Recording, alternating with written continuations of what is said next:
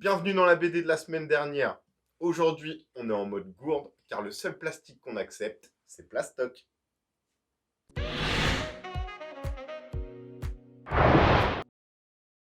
Plastoc, c'est une BD éditée chez Glénat, créée par Maud Michel et Nicolas Signarbieu. Aujourd'hui, pour nous parler de Plastoc, un visage que vous avez déjà vu dans cette chronique, il aime la Première Guerre mondiale et les barbes bien taillées, un maximum de bruit pour Gilles. Plastoc, donc, c'est une bande dessinée qui va se passer dans un monde un peu post-apocalyptique, puisque l'humanité aura complètement disparu suite à une surpollution.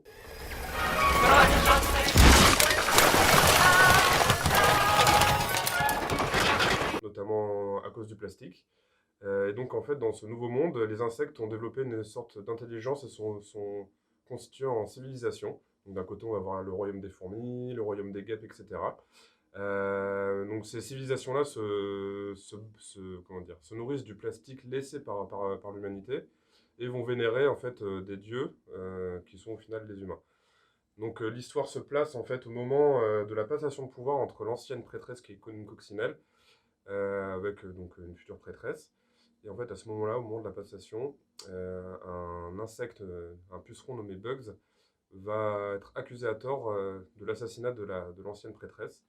Et donc va se retrouver enfermé et condamné à mort.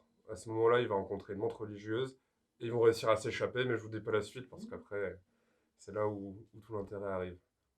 Merci Gilles pour ce résumé. J'ai l'impression qu'il y a pas mal d'escarmouches dans cette bande dessinée. Trêve de plaisanterie. Pourquoi as-tu aimé cette BD, Gilles?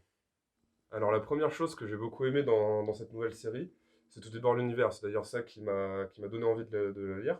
C'est qu'en fait, voilà, c'est vraiment cet univers médiéval qui ressemble au nôtre. On va retrouver voilà, des fourmis en tenue de légionnaire, etc.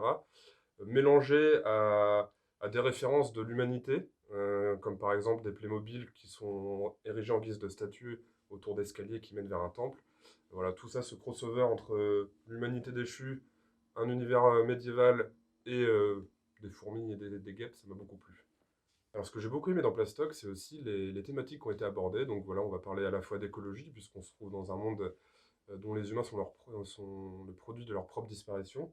Mais également, on va parler beaucoup de tolérance, de différence, d'amitié, ce genre de choses. Et voilà, ce sont des thématiques qui me tiennent à cœur particulièrement. Donc de les retrouver abordées dans cet album, c'est plutôt chouette.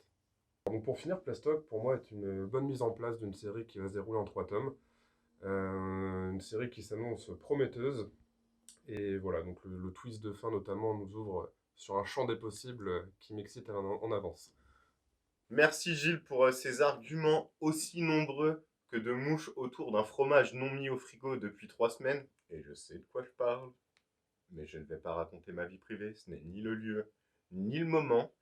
Surtout que je sais très bien ce que vous avez envie de savoir. Vous avez envie de savoir quel insecte serait Gilles. Du coup, j'enchaîne tout de suite.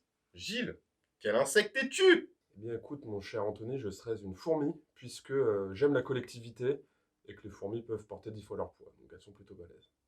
Merci à tous d'avoir regardé cette vidéo. J'espère qu'elle vous aura autant plu qu'un bout de genou qui dépasse de la couette lors d'une nuit chaude d'été et qu'un moustique va venir picorer de son dard.